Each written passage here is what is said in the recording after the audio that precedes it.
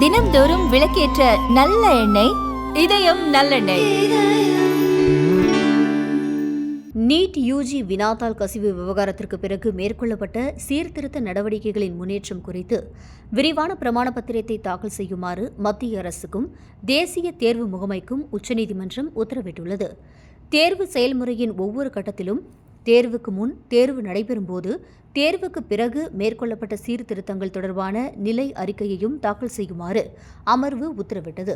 மேலும் மாநில மற்றும் மாவட்ட நிர்வாகங்களுடன் இணைந்து தேர்வு நடைமுறைகளில் மேற்கொள்ளப்பட்ட முன்னேற்றம், பல கட்டங்களாக தேர்வு நடத்துவது, தேர்வு மையங்களின் நிர்வாகம், வினாத்தாள்களின் பாதுகாப்பு, அச்சிடுதல் மற்றும் போக்குவரத்து ஏற்பாடுகள் குறித்து மத்திய அரசு விரிவாக விளக்க வேண்டும் என்றும் நீதிமன்றம் உத்தரவிட்டுள்ளது. மாணவர் போராட்டங்களில் ஈடுபட்டவர்கள் மீது எஃப்ஐஆர் பதிவு செய்யக்கூடாது, நீட் பாதிக்கப்பட்டவர்களுக்கு இழப்பீடு வழங்க வேண்டும், கல்வி சீர்திருத்தங்கள் குறித்து நாடாளுமன்றத்தில் விவாதம் நடத்த வேண்டும் என்ற எங்களின் கோரிக்கைகளை அரசு ஏற்றுக்கொண்டதாக எழுத்துப்பூர்வமாக உறுதியளிக்கப்பட்டது. நேற்று மத்திய அமைச்சர்கள் ஜே.பி. நட்டா மற்றும் ஜிதேந்திர சிங் ஆகியோர் இங்கு வந்து எங்களை சந்தித்தனர். இது அரசுக்கு ஒரு வேக்கப் காலாக அமையும் என்று நாங்கள் நம்புகிறோம். இந்த போராட்டம் வெற்றிகரமாக அமைந்துள்ளது. அதனால்தான் சோனம் வாங்சுக் தனது உண்ணாவிரதத்தை முடித்தார். எதிர்க்கட்சியின் நிலைப்பாட்டை நான் தெளிவாக சொல்ல விரும்புகிறேன். மாணவர்களுக்கு 3 முக்கிய கோரிக்கைகள் உள்ளன.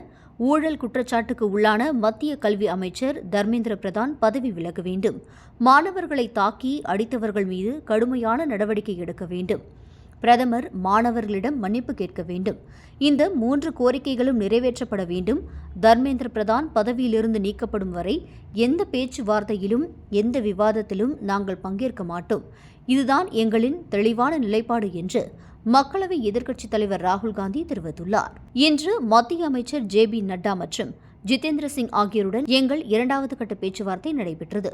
முதலாவதாகவும் எந்தவித சமரசத்திற்கும் இடமில்லாத எங்களின் முக்கிய கோரிக்கை, மத்திய கல்வி அமைச்சர் தர்மேந்திர பிரதான் உடனடியாக பதவி விலக வேண்டும். இல்லையெனில் அவர் மத்திய அமைச்சரவையிலிருந்து நீக்கப்பட வேண்டும்.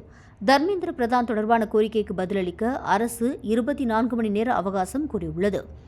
2வது, நீட் தேர்வு முறையால் உயிரிழந்த மாணவர்களின் குடும்பங்களுக்கு தலா 1 கோடி இழப்பீடு வழங்க வேண்டும்.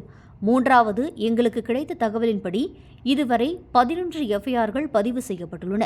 அந்த 11 எஃப்ஐஆர்களின் நகல்களை வழங்குவதுடன் அவற்றை முழுமையாக திரும்பப் பெற வேண்டும். போராட்டக்காரர்கள் அல்லது ஏற்பாட்டாளர்களுக்கு எதிராக எந்தவிதமான சட்ட நடவடிக்கையும் இருக்கக்கூடாது என்பதற்கு அரசின் உத்தரவாதமும் வழங்கப்பட வேண்டும் என்று சிஜேபி கட்சியினர் தெரிவித்துள்ளனர்.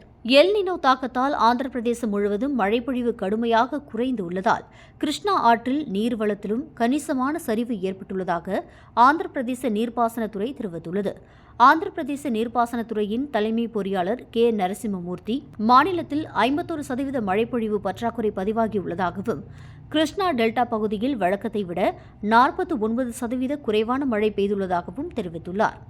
குடிநீர் தேவைக்கு அரசு முதலிடம் அளித்து வருகிறது. தற்போது உள்ள நீர்வளத்தை திறம்பட நிர்வகித்து 2027 ஜூன் மாதம் வரை கிராமங்கள், நகரங்கள் மற்றும் மாநகராட்சிகளுக்கு குடிநீர் வழங்குவதை உறுதி செய்ய நடவடிக்கைகள் மேற்கொள்ளப்பட்டு வருகின்றன என்று அவர் கூறியுள்ளார். தற்போதைய சூழலில் விவசாயிகள் நெல் சாகுபடி செய்ய வேண்டாம் என்று அவர் கேட்டுக் கொண்டார். பயிர் பருவத்தில் போதுமான தண்ணீர் கிடைக்காவிட்டால் பெரும் இழப்பு ஏற்படும் அபாயம் இருப்பதாக அவர் எச்சரித்துள்ளார்.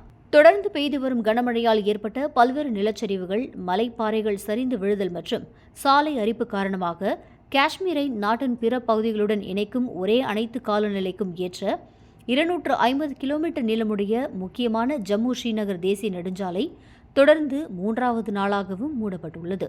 அகமதாபாத்தில் பெய்த கனமழையால் பாதிக்கப்பட்ட போபால், ஆம்லி, குமா உள்ளிட்ட பகுதிகளை நேரில் ஆய்வு செய்த பிறகு குஜராத் முதலமைச்சர் பூபேந்திர பாய் பட்டேல், அமைச்சர் ரிஷிகேஷ் பாய் பட்டேல் முன்னிலையில் அகமதாபாத் மாநகராட்சி மற்றும் காவல்துறை உள்ளிட்ட சம்பந்தப்பட்ட துறைகளின் மூத்த அதிகாரிகளுடன் ஆய்வுக் கூட்டம் நடத்தினார்.